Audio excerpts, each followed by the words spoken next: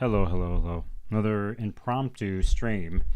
To do this, I'm going to talk about 4 aspects this week in brief, and we'll also bring up the chart for the debate here, which is about 2.5 hours away when I started the stream.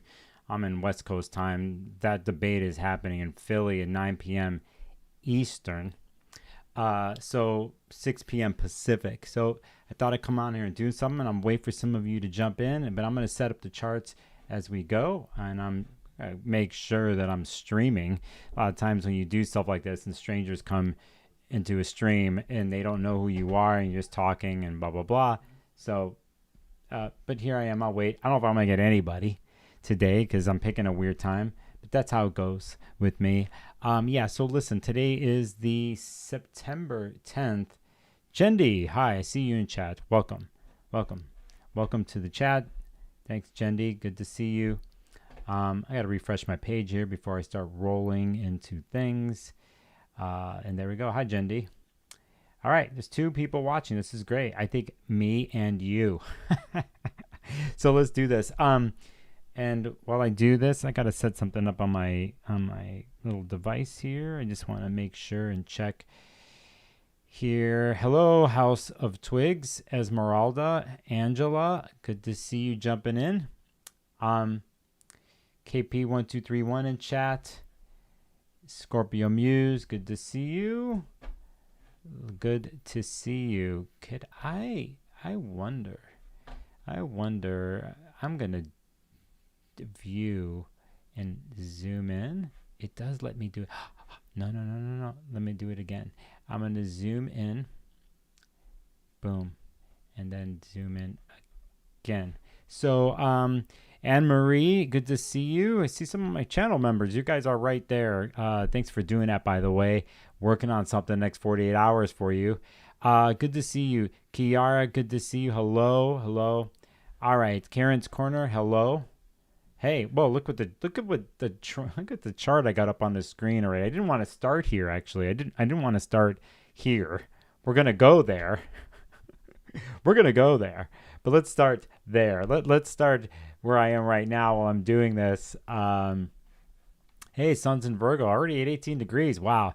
Let's pay attention to something here because I've been waiting for this transit for weeks now, 5 weeks, 4 weeks, whenever it was, Mercury going into Virgo. That happened overnight, Sunday, Monday. It happened on the 9th of September, really. And here we are. And Mercury is to the place now, just speeding up, and it will in several days get to the place where it first went retrograde weeks ago. And as you know, I've been talking Mercury up for the last month and a half. Actually, ever since Jupiter went into Gemini late May. And then we did Gemini birthdays with Venus-Sun conjunction, the new moon in Gemini, all this stuff. We went to Mars-Jupiter conjunction in Gemini here so many weeks ago. And here we are. And it's starting to do its true work. Again, what did you pick up during the retrograde? What did you discern and learn and hash out details? Now Mercury's going to put them into play in the next several weeks. It's going to do several aspects. One I'm going to talk about right after this.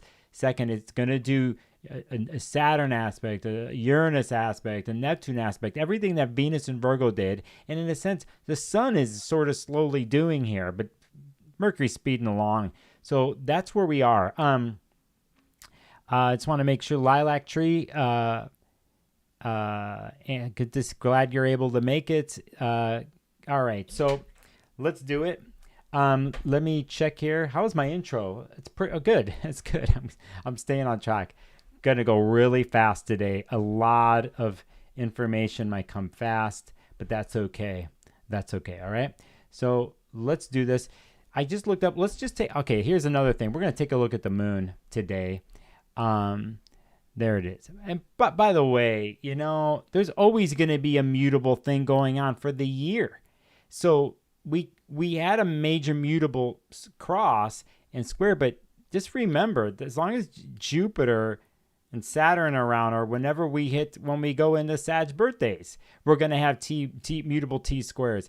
They're a big deal, but I'm not make too big of a deal unless they're across or hitting a certain degree. So let's just say that every time there's going to be four mutable moons every month.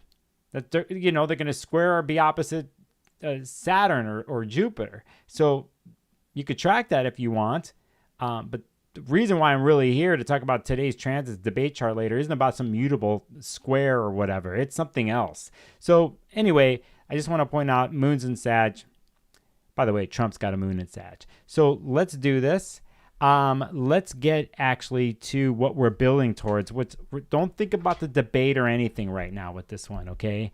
But we're actually we're building towards a great Mercury aspect that's happening right now. So it has to do with Mercury in Virgo and Mars in Cancer. Let us do that. As always, I'm going to try to do things in front of you here and show you what I'm doing. So here is a Mercury, and we will have a sextile with Mars in Cancer, and that happens on the 11th, which is Wednesday here on the West Coast at 8:41 p.m. For those on the anywhere else, it could be the next day, right? We are going to look here, and we're going to show that the moon is just entering Capricorn. When is that? No.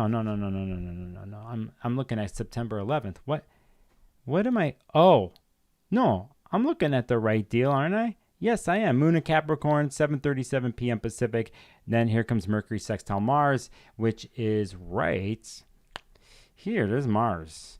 And there is Mercury. Hey, we dig this coming out. Again, I'm a huge fan of this retrograde, no matter how wicked it was. I'm a huge fan of what you do with things.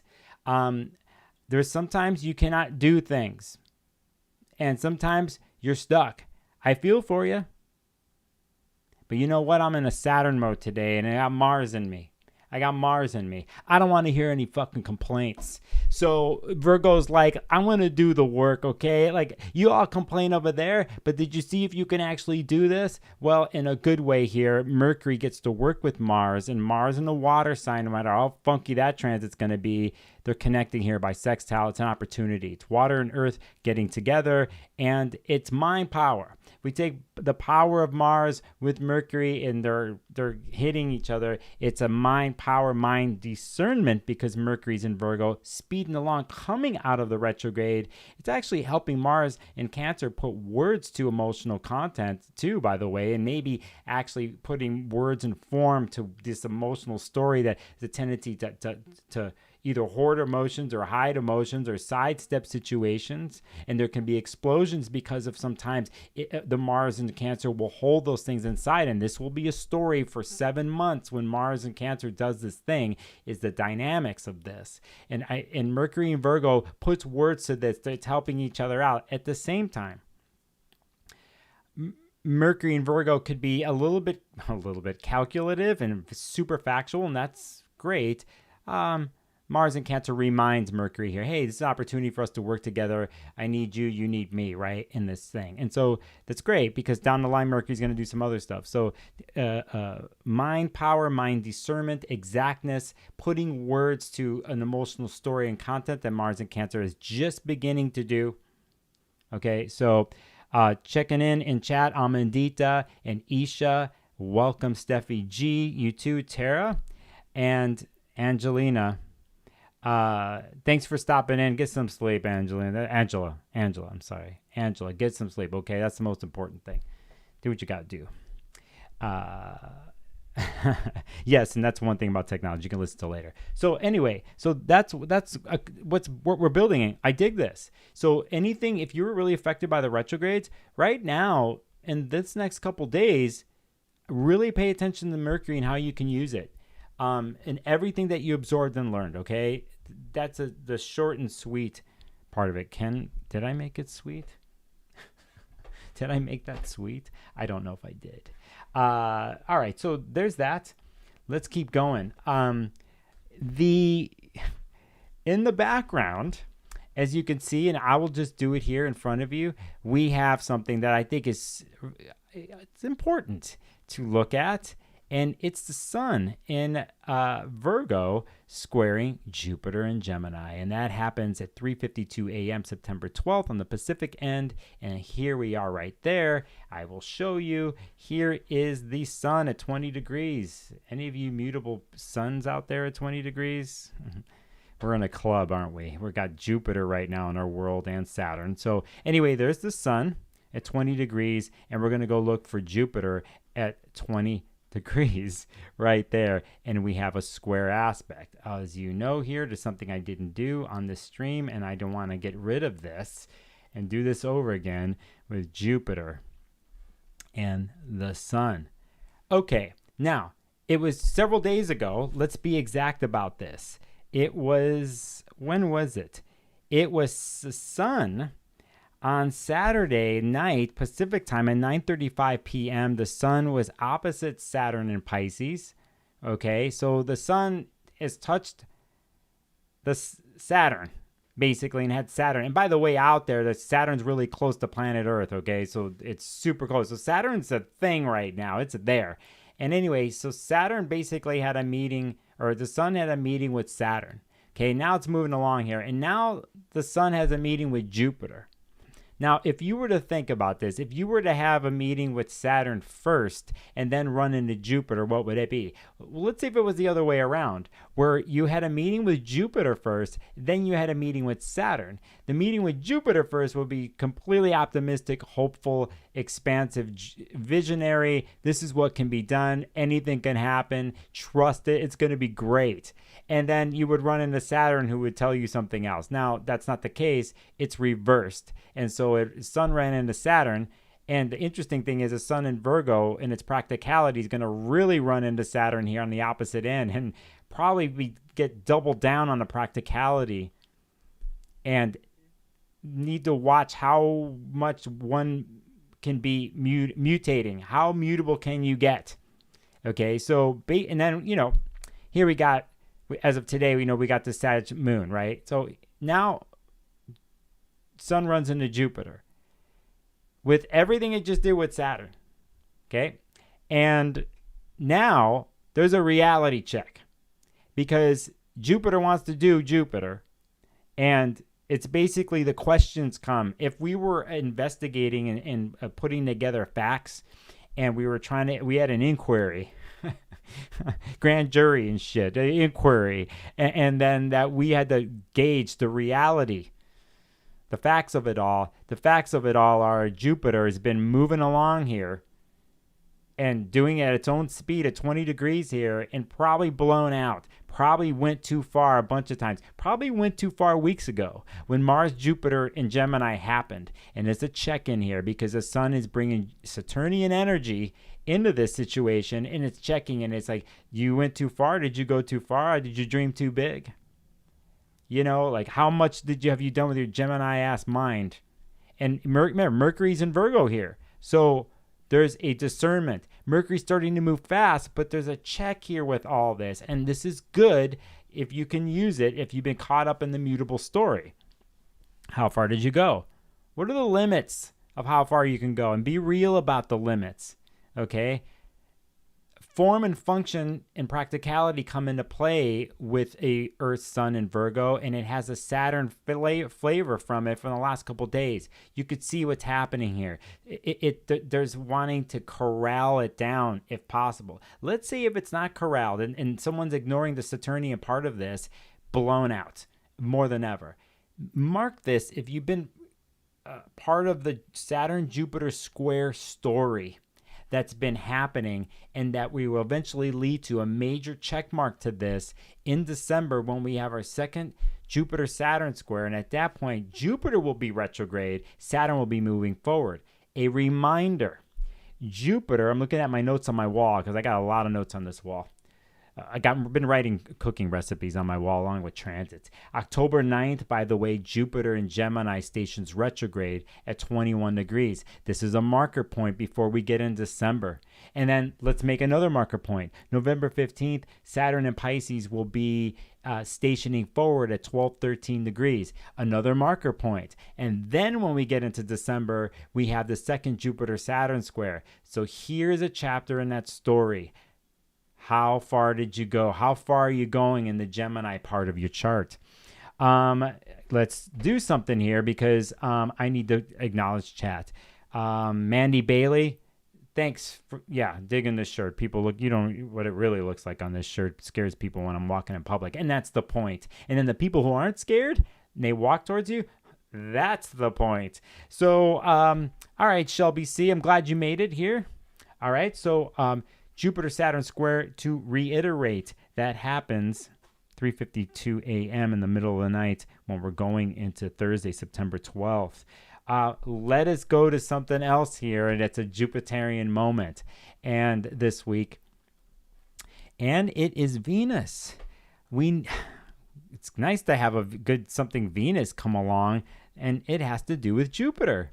So on September 14th at 10:34 p.m., which is the 15th for a lot of people, we have Venus at 20 degrees. And Jupiter still at 20 degrees right here. And we have a trine going on, an air trine going on between Venus, Jupiter, the two benefics. Listen, I'm just going to point out something here. This Mercury right here, you could see where Mercury is at 9 degrees. Well, just remember that, because basically Venus is in Libra. It's ruling itself in the sense it's at home. Jupiter in Gemini is ruled by this Mercury in Virgo. Come on. You heard me say this. What else do you want? You take this and you do this. And it also, by the way, this Venus in Libra has been hitting the nodes. It's been hard for cardinal signs the last week and a half. Okay, almost 2 weeks now, or whatever it is. So it rules this Uranus and Taurus at gestation retrograde. Start over. Jupiter, Venus, sociability, and air signs. Style and grace, the arts and our senses, the intertwinement of that. A lot of wordplay here between these two air signs. And you get a Gemini and a Libra together.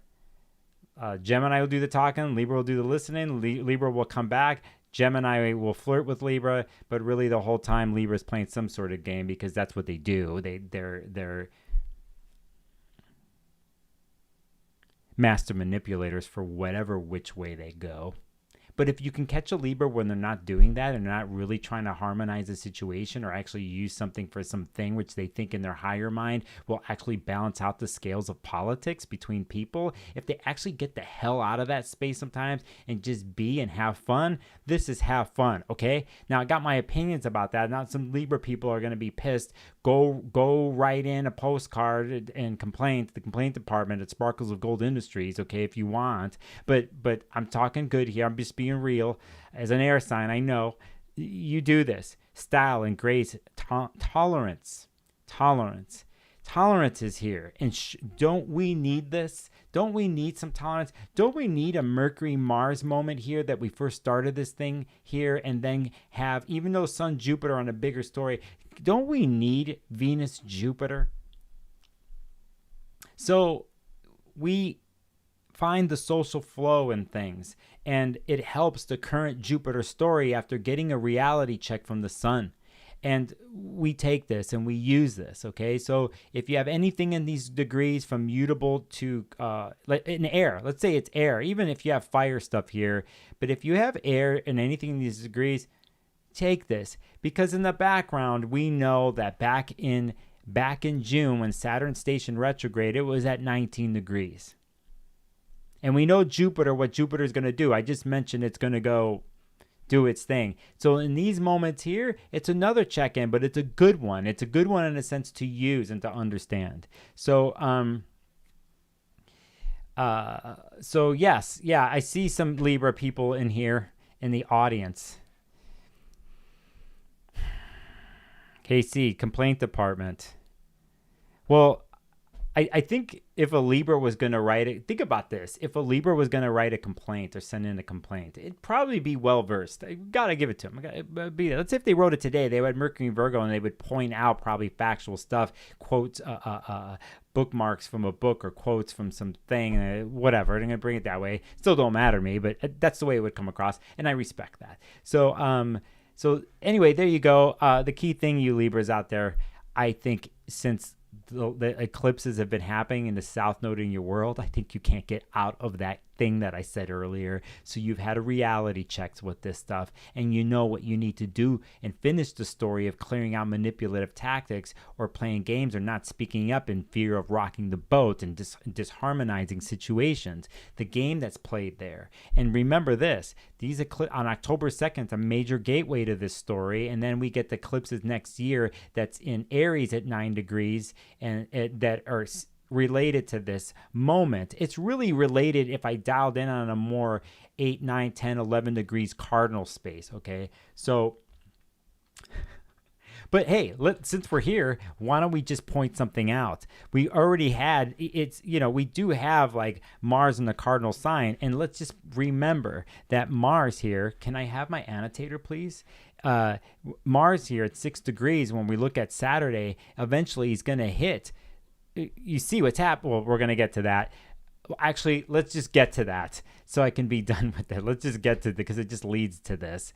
And we're going to go to Mars here, and we're going to square the node. And that is happening here on the 15th, which is a Sunday, the 15th, 16th for some of you in other hemisphere, okay? And that's when we get into Sunday the 15th, where now this cardinal story that I'm talking about is Mars at 6 degrees. It is squaring the node. And so we have this thing here. And remember, Venus did this last week. So if you're connected to the story, now Mars brings it up. And this is a toughie because Mars rules the North Node, and the North Node in Aries will do anything to get its agenda and will taken care of, for better or worse. Now Mars comes here to square this. And so, you have the nodes here. You have the nodes, and there's one side or the other. It could be very polarizing like that. And then Mars is at the bends or in the middle of this. It squares. What side does it go to? What is it?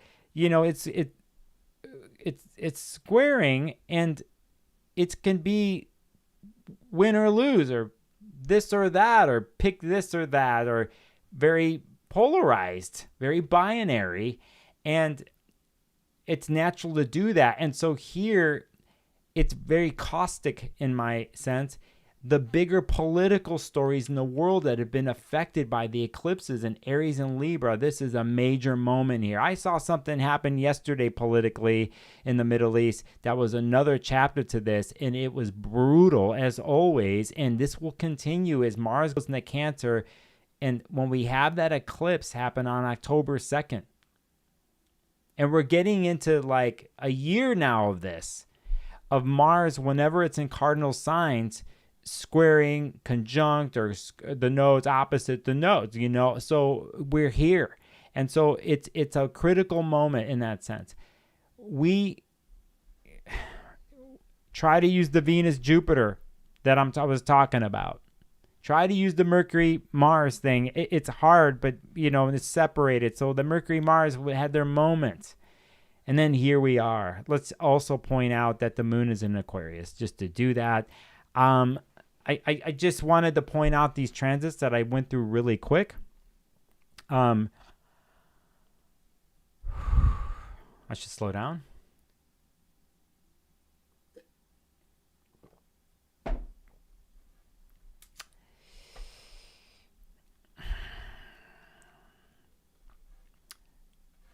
Isha, thank you for the super chats. Fun live stream. Dig the sass. At first I read dig the ass, but it says dig the sass. So thanks. I'm going to heart that comment. I looked at it going, dig the ass. You can't see. Anyway. So thank you, Isha, for the super chat. Did I talk to everybody? Did I see everybody?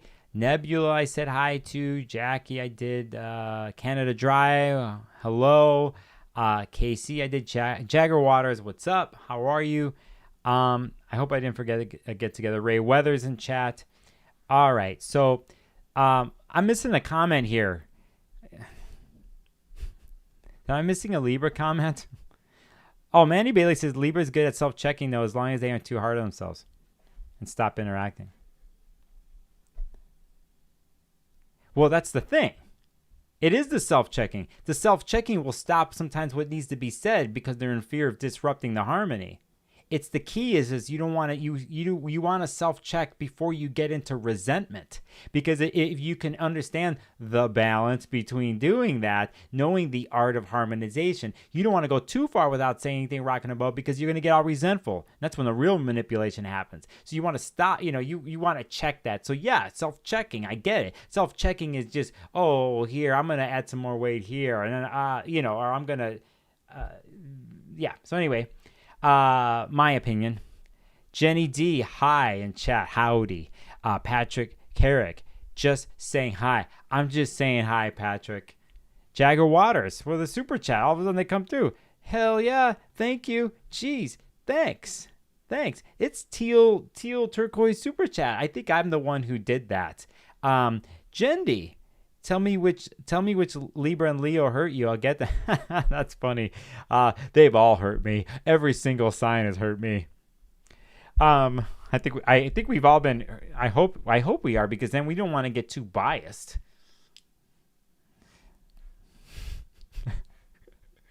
So anyway, all right. So you got some things. Let me review here what I just did before I get into something that I really want to get into, okay? And we started with Wednesday, September 11th. Okay. Again with this app, it always is moving stuff on me. All right, so Wednesday, and I don't like, why did they change things? We're going to go here. Wednesday, September 11th. I'm a little too close to the mic. Proximity effect. Mercury. Sextile. Mars. And that happens on the 11th and on the 12th. We have Sun in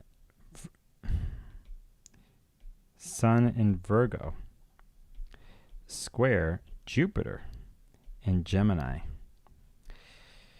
We have the other thing I talked about that happened September 14th and the 15th. We'll just say September 14th. We have the beautiful Venus trine Jupiter in Gemini in the sign of the scales. All right. And then I finished off here to go into Sunday the 15th. By the way, Sunday the 15th is mid-September. It's mid-September. This is crazy. Is right here, September 15th. We have Mars square the north and south nodes. Mars in Cancer. All right. So, by the way, Venus will do something to Chiron the next day. I don't want to go too far. That was my quick thing. Did I do this? I did it in under 30. Woo! All right. So, Dina, not a bad week. One could say. I won't say it's a quiet week because of what I'm about to talk to next. By transit, we could say it's a quiet week, but it isn't. I really think Mercury is a great player this week because it's ruling this and the Virgo sun and this transit. So it's the only thing here is not this in this sense, but it's pretty much involved in all this. So really use Mercury to understand the Jupiter-Saturn story and the mutable whatever. Okay, so that's what's up. Let me get to my thing here. Thanks for the super chats, y'all. I did set a super chat goal. Oh, I could see people can do stuff like with the super chat. I'm just noticing something. I'm noticing that somebody's tagging the super chat. You can reply to the super chat. I just okay. Did I get everybody? Stephanie can't say hi to you. Oh, did I get everybody? All right, so let's do this. Let's get to something here, and we will get to this place. Here's a debate chart that's going to happen. Now, this is pretty rough here. It's as in rough. I put it 9 p.m. 3 seconds. Philadelphia. Okay, so let's just take a look at a quick things and annotate on the screen here. what's going on. We got a Taurus ascendant that's happening. All right. We have the midheavens in Capricorn, Scorpio descendant, midheaven in Cancer. Okay. Noted. Got a Venus ascendant here in a sense, and we go to Venus in Libra. Oh, a healthy debate. I don't think so. I don't know. The rules got changed in the last 24 hours. The last I looked, there's no audience. They're going to turn the person's mic off who's not speaking. There's only the reporters asking the questions. There's a timer. I think some things might have got changed. Whatever the case is, that is the deal right there. Okay, so anyway, and let me point out something here about Venus and Libra. Not about the. Do I have my foot pedal? Not about the debate, but regardless of the eclipse stuff, if you think about everything Venus has done in the last year, remember Venus was still moving forward a year ago, coming out of the Venus retrograde, and all you Venus and Leos, it's taken a year to go through this whole thing, and things are moving along, right? I think here with Venus in Libra right now, at least while the transit's going on, regardless of the aspects, is it really helps this Gemini story out and the mercurial story in general. Because I think inherently, if Venus is at home, and she's at home, they're at home here, if you've ever seen anybody with major Libra placements and they happen to be involved in the arts or constructing creatively, the refinement is incredible. The aesthetics and it just what it can do to their own environment and the people that they include in their environment. And they cannot help but do that because of the scales of relating. And so that's a gift that is so needed more than ever. And so if you can look to that, if you can look to the Venus and Libra and what they can bring that way and celebrate them for it and ask them what they need and reciprocate to them, that's another form of balance because they need it too. You know, they, as all air signs, they can find the objective, like be cool being solo and not need certain things, but you can't go too far in your air brain scheme. You can't completely disconnect from your body. So they do need reciprocation. But remember, the aesthetics and the art and the style and grace and things and everything that they touch and then what they bring. And it's beauty refined. Again, what else do you want? There's the rawness of life that Aries brings. Aries, and then Libra kind of brings that in the world together, or can. So praise to you all who are dealing with that and have had to deal with eclipses on the South Node, let's say hitting your Venus and Libra, right? I'm not even talking about Mars and Libra shit, okay? Not the moon. I'm just talking about Venus and Libra. And that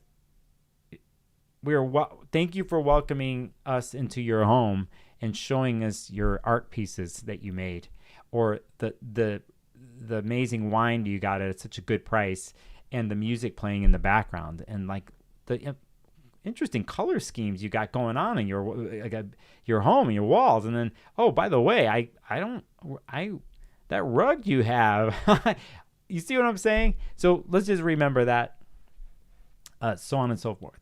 All right. Oh, hey, before I jump into the debate chart, let's go. Mila with a super chat says, feeling surprisingly emotional today. Love to all. I'm glad you're here, Mila. I'm glad you're here. Good to see you again. Glad you could express that here. You know what I mean? So thank you. Thank you for being you. Megan Omdahl, thanks for the super chat. And if you're noticing this, people, it's a video game controller.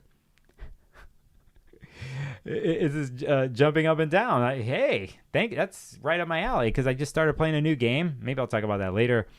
And I'm going to mention something else. So, Lilac Tree, good to see you also in chat. Dana, all right. Dana says, Trump will say that Kamala looks like Melania. I think Melania is going to lead Trump at some point here. It's going to happen. Liddy Cat, Mercury's visible till the 20th. That is changed. Yes, Venus is starting to be visible. That's a whole other thing. Whole other thing. Debate chart. Debate chart. Debate chart. We talked about Taurus rising. We talked about midheaven and Capricorn. Saturn ruled. We talked about the bottom of the chart. Moon ruled. We must point out this moon in Sag. Okay. So, all right. Not too bad, maybe. Got this Mercury thing that we're talking about, right?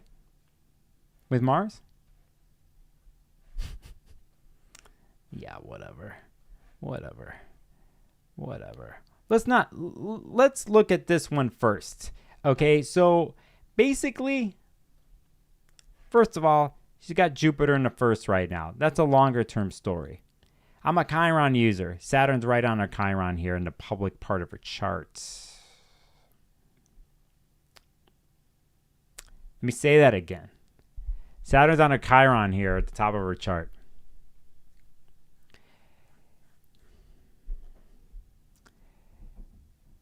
The moon isn't at the 24-degree south node and descendant that she has, but the moon is over there. She's got mutable angles. She's having a mutable day here and a mutable night happening. The moon's squaring her Chiron. Where's Mercury in all this? You see the descendant of the debate chart? Her Mercury's close to it. It's a Mars thing, too.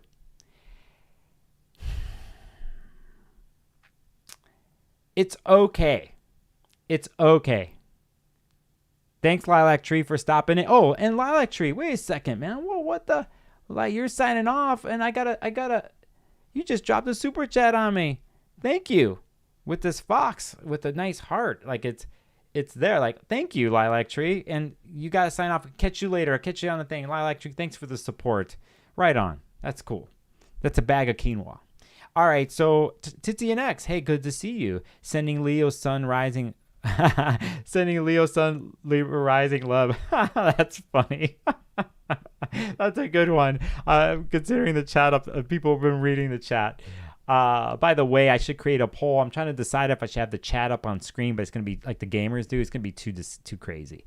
All right, so sort of okay. It's all right. There's other aspects in this. I'm just trying to keep it simple here, but there's other aspects here. But we're just doing a quick look, okay? We're just doing a quick look. Donald Trump.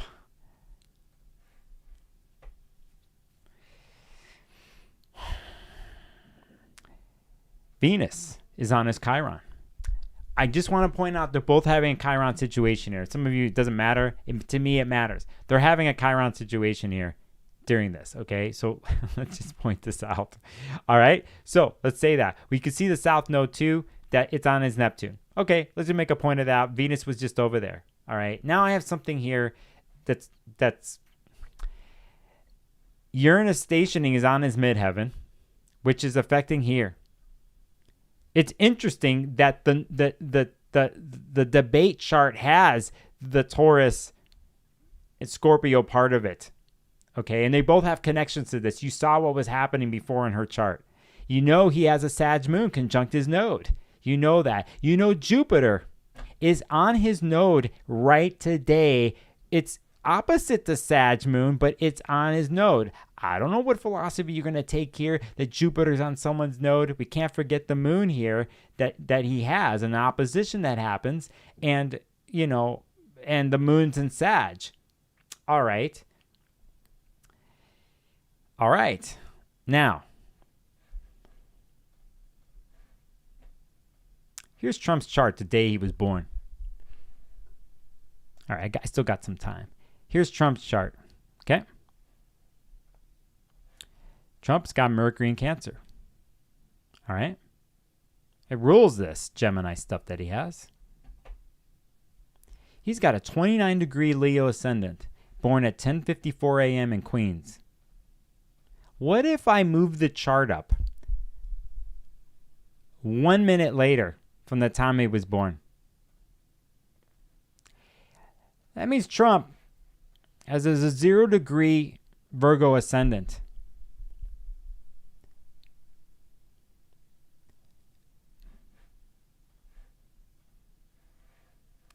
That means Mercury's on his ascendant, speeding up, coming out of a retrograde.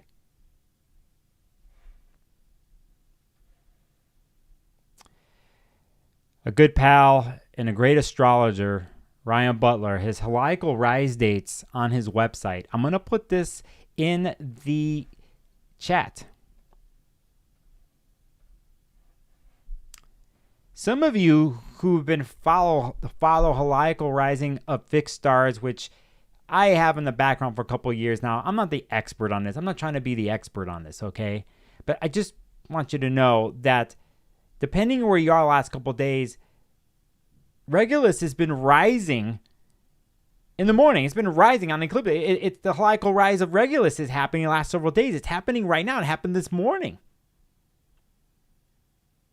So I just want to point this out to you. Here it is right there. There's a graph. I put the thing in chat.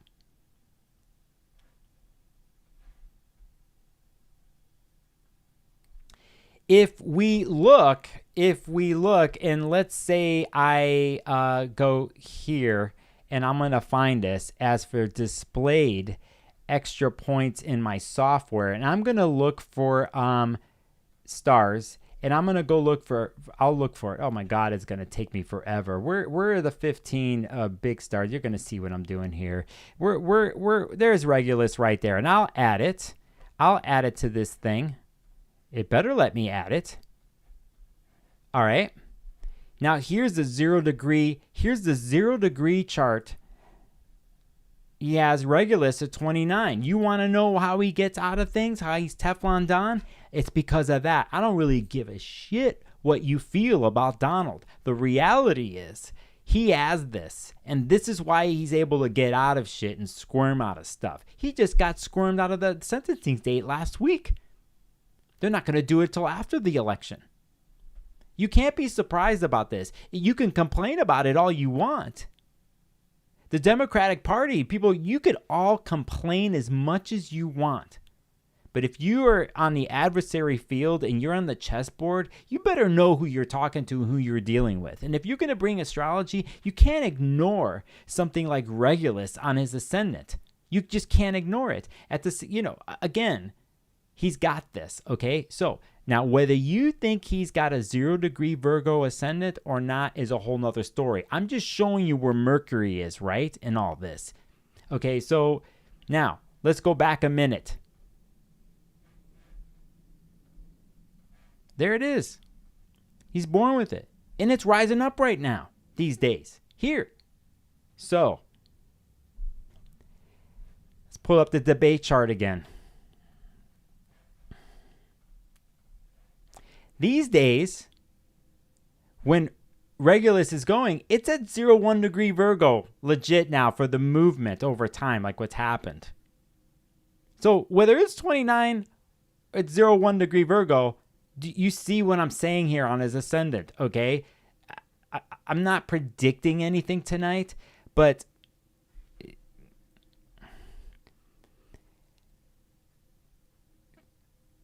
Harris better have her stuff together. And the interesting thing is during the retrograde when we had the DNC convention and everything that came out of this, there's only one interview that she did with CNN with the vice president, with Tim Walz. There was only one. The biggest complaint you're hearing is like, she's not coming on any shows or any podcasts. She's not talking about anything else. And obviously they strategically did this to ride the momentum. Now the polls are getting even, supposedly. Here it is. You, by not doing that, okay, I get it, but you just set yourself up here for this debate. So you better show up and you better have it together, because no matter if you can't stand Trump or not, you know that he flourishes in whatever type of debate situations. It's not even a true effing debate. Will they keep the mic muted? These mofos at ABC better do it if they stick to the rules, because if they don't, it's not going to be what it's supposed to be. And you have to know that going against mutable Don. Okay, so it's a thing where try to step out of your feelings of this. Again, I see Mercury in Regulus here.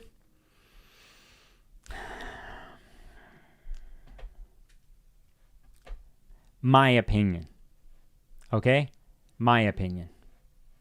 Oh, we don't have aspects on. Well, maybe I should turn them on here if I go there. And then to my aspects, I will go to here and I will go to there.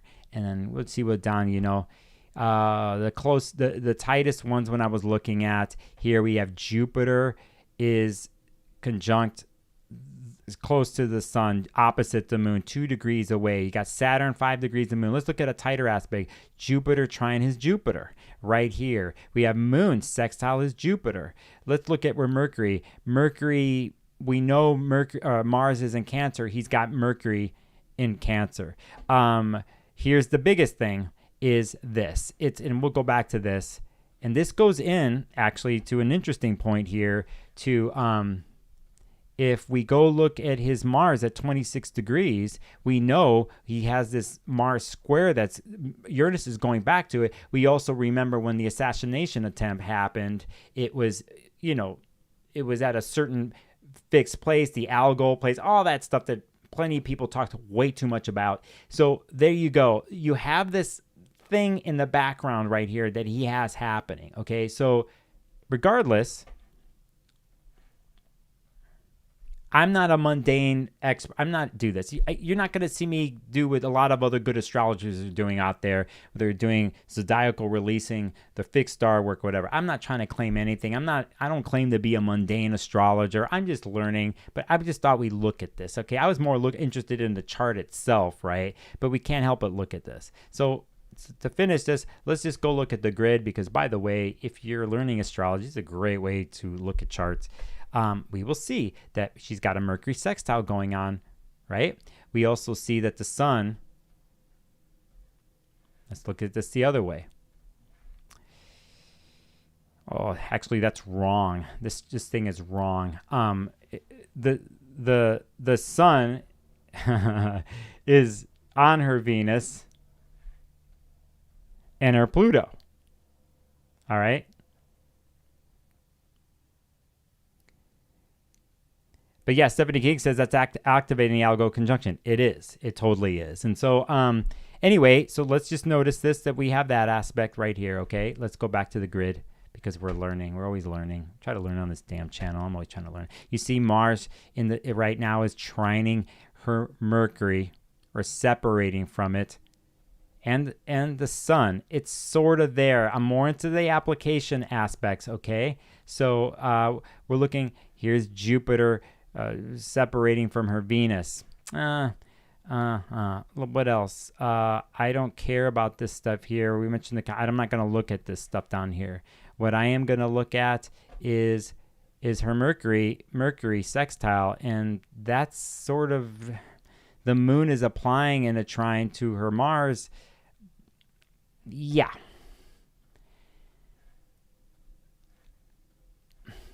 This is going to sound funny or weird, but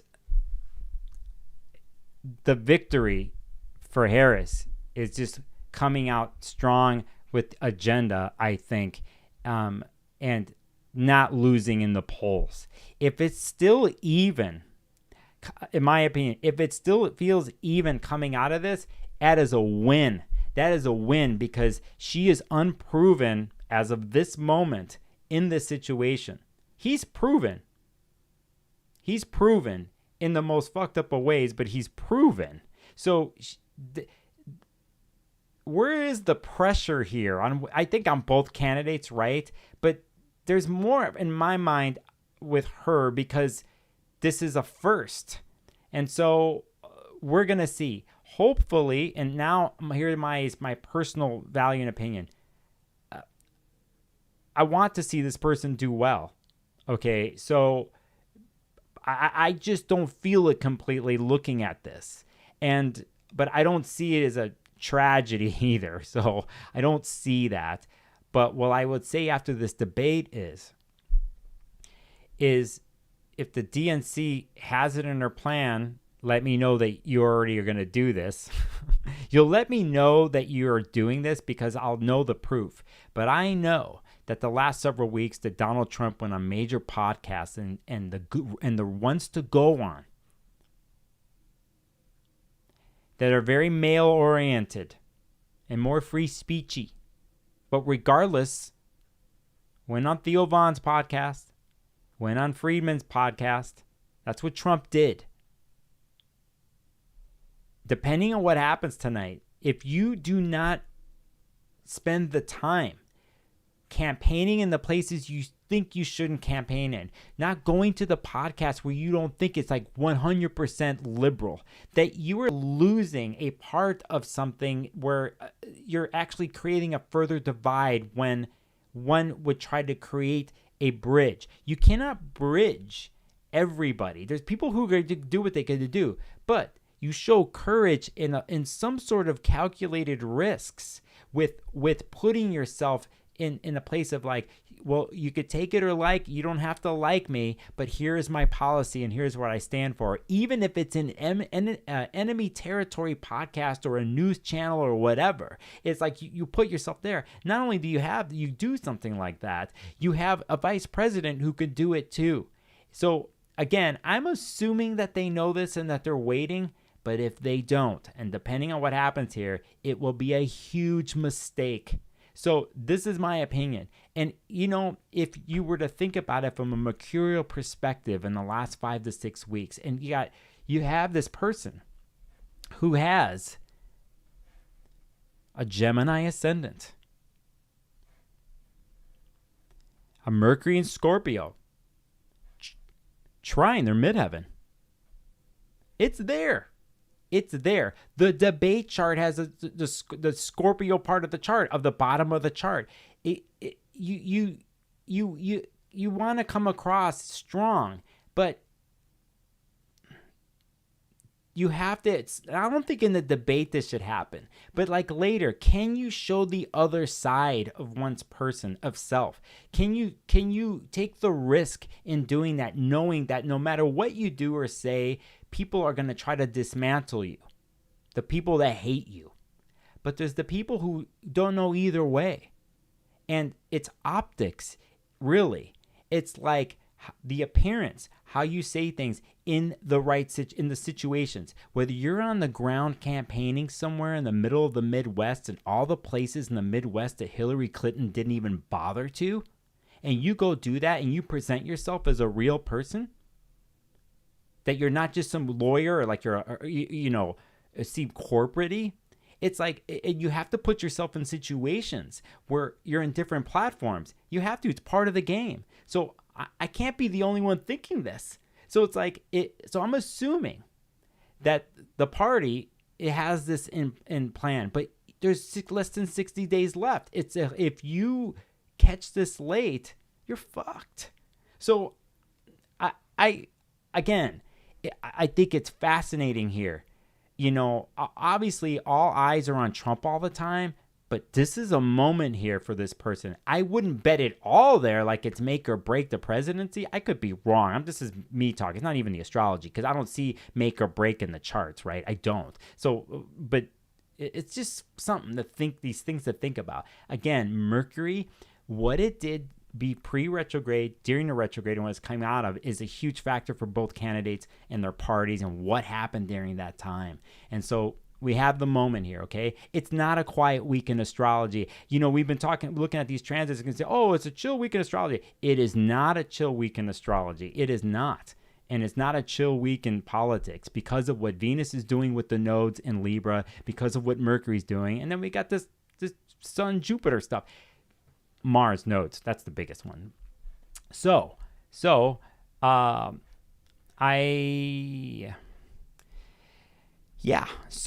me look at chat really quick. Those are my opinions. You love or hate me. I'm just trying to be, I guess, my personal thing. But before that, with Regulus and Mercury, I don't know, man. Okay, so hey, Angela R., I see you in chat. Says, yeah, people underestimate. He just lies and takes people off guard. They don't have a good argument or whatever. He's just good at what he does. Now, if you go watch those long podcasts, especially the one with Lex Friedman, Lex softball questions, sometimes he isn't tough, but if you look at Trump talking for a long period of times, and a friend of mine, if you're watching, we had a conversation about this, made the point that he doesn't look good in long conversations. He's good with he's the perfect person for the TikTok snippet. And that's what's happened in the last 7-8 years or whatever it is. It's a product of timing and media and communication. Whether he lies or whatever, he's the perfect person for this. Right? And even when he says the most horrible things, he's still trending, and it doesn't matter. He's like in the headlines. It's when you have somebody who needs the headlines and they're not being paid attention to. That is the chess move against a guy like Trump, by the way, is you don't pay attention to him. You know when to and when not to. Okay, so Patrick Carrick, thank you for the super chat. The victory will be to bring up the weakness of his anoretic ascendant. Interesting point. That Patrick will drop something into maybe why. I think that's really good. That's if he's a 29 degreeer, right? So regardless, and we know what's happening 29 degree wise next year with him. You know, he's basically, if he has a 29 degree Leo ascendant, he's going to have Uranus doing the deal happening there. So, hey, good to see you, Timothy Reynolds. All right, so Patrick, thanks for the super chat, homie. And I got to talk to you, by the way, about something on the secret hotline maybe later this week. All right, so there is that. Hey, let me do one more thing here.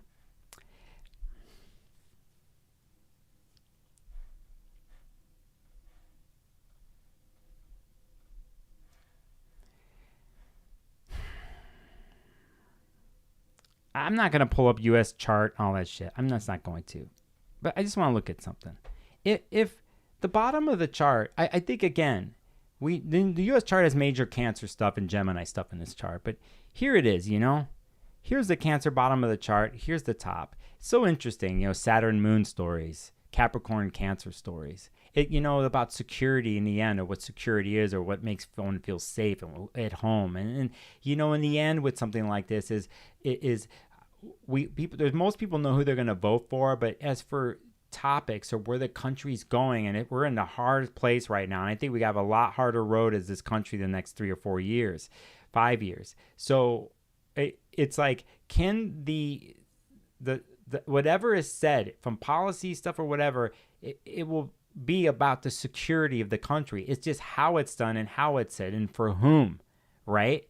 But if you look at this chart, just from the midheaven and the bottom, it has to do with that. And whether it's safety or the pillars and foundations that are cracking that need to be patched up or rebuilt, what this country is supposedly built on, all that kind of stuff is like, this policy fit that in whose policy, right? And then, the other part of it has to do with power here. And again, it's subjective. It depends on the policy, the parties, or whatever. One thing is for sure, the country's crumbling and is at a point. And so I'll let somebody like Nick Dagan Best out there, who knows the Uranus and Gemini transit more than I do. Shout out to you, Nick. What is happening here, regardless who gets elected, right? But we're at a moment here, and I think it's about everything and what home means and what security means. So there's what's up with that. Okay, so there's my quick thing. I have 3 minutes to do something. I want to thank everybody for coming in here. I do get to pick a card because even though my chat goal says I didn't hit my goal, people donated. And all right, so let me get to something here. Are you in Tucson this weekend? Because I am. I'm going to be here, and I'm flying there this weekend. Cosme Astrology, the space there that Lisa Warman runs, is having a Friday, Saturday, Sunday anniversary. There's like 8 events going on. Cameron Allen is going to be there, along with Colin Bedell, Taylor Schuler, who lives there, Lisa Warman. I'm going to be Saturday night on a podcast on stage with them. We're going to talk about probably a lot of eclipse stuff about the eclipse next week. When am I going to do a video on that? I have no time. I might have to do that on the phone when I'm over in Tucson. So that is what's happening. You can buy a ticket in person and show up. Please do. There's going to be some drink there. It's a beautiful space. It feels so good in there. I was there earlier in March. But this should be interesting, the 5 of us. The 5 of us here doing this. So you can also watch online and pay, I think it's $20-something to watch online. Those links are somewhere. And I will drop the links to the podcast here. I think I'm going to do a huge thing. I will copy and paste a huge thing, and I hope it works right there. And I'm going to drop it in chat. You're going to see what I just did. Oh my God. It's going to completely do it with no breaks. Let me see if I can. Oh my God. It's going to do it this way. Mother effers, man. Hold on a second. I'm going to have to do this separately. You want to try the online, purchase the online link to this? I'm going to do this right here, okay? In chat. I'll throw this in the copy after I'm done. You're in the Tucson area? Oh my God, come on. If you're around, you got to come say what's up to me and everybody else. It's going to be fun. And there's multiple things, and I will show you what's going on. A friend of mine's doing a lecture on Fedaria. And then here I will do if you go to this Instagram profile, a cosmic one in chat, you will see and look at the posts, and you will see the schedule of what's going on. So I think there's only one other thing on the schedule that's online to view. The rest of it's in person. I'm telling you again, if you're in the area, please come by and say what's up to me face to face. If you're in an area and you want to get a session with me, you hit me up. And if it's a money thing, we'll figure it out. I have some time there where I can do readings this time, and we'll be able to do it face to face. Okay. So it could be on Friday, I have some time, and on Sunday too to do this. So I'm doing that. All right. So Scorpio Muse, thanks for jumping in here. That's what I want to do. I also want to remind everybody that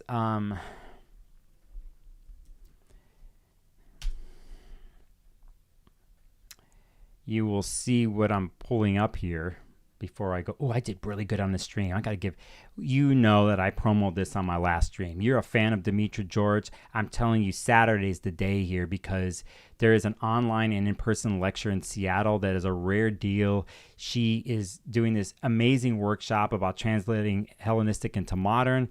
I think this is really good because it's like the tendency to deal with Hellenistic techniques and malefics and benefics and the wording involved and how that can come across to clients. And she's bridging the gap of how to do this. Like she wrote, how do we transition back and forth during the course of a reading, or even in understanding our own charts, between being a Hellenistic astrologer and making an objective judgment about a planet's condition and having the sensibilities and language of a contemporary astro counselor. And that whole workshop is amazing. I can't be there, but I will throw that link in chat. It is worth it. It is so worth doing this if you're in that place studying and practicing and wanting to. Yeah. All right. So I'm done with that. Let me go to a wide shot. Thanks everybody for doing this with me. Since we hit the money chat goal, I'm pulling the card, and this is from a deck that. Hey, Maximum Rising, see you in chat. Damien. Pulling this from the deck that I've been pulling out of lately. Personally, my Delphic Oracle cards. Let's do it. Big fan of the Delphic. All right, so I'm not going to think too much here. Steffi G, you don't need to know Hellenistic per se to do that. Just know basic astrology. And if you know what a Venus and Libra means in essential dignity compared to like what a Mars and Libra is, stuff like that, or what Mars and Cancer is compared to a Mars and Capricorn, and how you would learn about that from the classical perspective, and then how you would translate that. That's what it is there. And she's such a badass teacher. I would not pass up that workshop on Saturday. I just wouldn't do it. I mean, I'm not trying to do a hard sell. It's realistically, can you pay? If you're a member of the Washington State Astrological Association, it's $80. I think it's $100 if you're not. If you want to become a member of the org, it's $20, I think, or something. If you find the form, that means for the whole year, you're getting discounts for whatever. All right, let's pick a card. I'll say this is a debate card.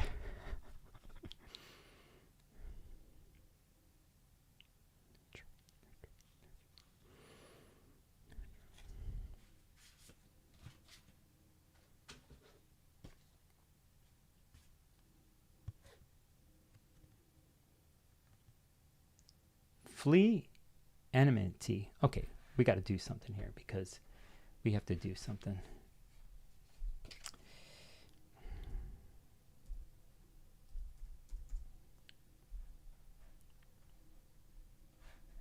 So interesting. The definition for this in here, it says the state or feeling of being actively opposed or hostile to someone or something. Decades of enmity. That's I see. Very interesting. Number 116. And I will head off the air. I got things to do. And I'm going to be watching the debate and making some notes. Flee is a strange advice given from a god. So we have to take this in the proverbial sense. The 100-degree maxim, quote unquote, do away with enmity, had put the emphasis on your doing, like, do not make enemies by what you do. This is the other case. Someone else trying to be your enemy. A person is trying to sour your life. Avoid toxic people. Some people have such a negative character, they drain you. And no discussion ever leads to a better status quo. Some people can only be avoided, for no argument with such toxic people will lead to any good. And that is the card that was picked. And I had it in mind about the debate tonight. And that, these cards are, every time I do one on air and in person, they're dialed. They're so good. A great deck you can find on Etsy, I think. All right. So, you guys are being good in chat. And somebody asked a question. Can you purchase later as a recording? I don't know. I don't think so, because I think they do. Patrick says they do, but sometimes they don't put it up till later, and it might be more than what it is. You have to go through the website, email them if you have a question. I could find out tomorrow, but I'm not going to go back on air. So again, it's a type of thing where I could find out. I could hit the president up tomorrow and ask. Okay. And then you can ask me, actually, you can message me on IG and ask me tomorrow in the next 24 hours, and I'll find the answer for you. All right. So everybody, thanks. 1-7. I did better this time. Thanks for joining me on the stream. You're going to watch the debate. Great. If you're not, you don't have to. Take care of yourselves. Take care of yourself mentally, whatever. Eat some food. Be careful of blood sugar spikes. What else? What other advice do I have? You know me. My Virgo risings, anything Virgo. I've still got my Virgo special up there on my deal. This is the number one thing I was supposed to promo for myself today, and I didn't even do it. And I'm promoting everybody else. Well, I sort of promo myself, and this is in chat. Book a session with me if you feel called to. There it is, my page right here. There's the special for Virgo risings, Venus, Mars, and Virgo weirdos, Virgo neurotic, Virgo purity. Everything. Okay. So, saying that, thanks for jumping in spontaneously with me. You know how I do.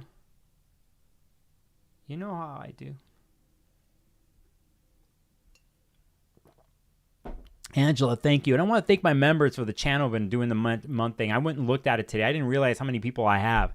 Next 24 to 48, my Patreon members and you members of my channel, you're getting a special video that I put up before I leave to go to Tucson, okay? And I think you're going to like it. So saying that, bye, y'all. Take it easy. See you next time. I need outro music.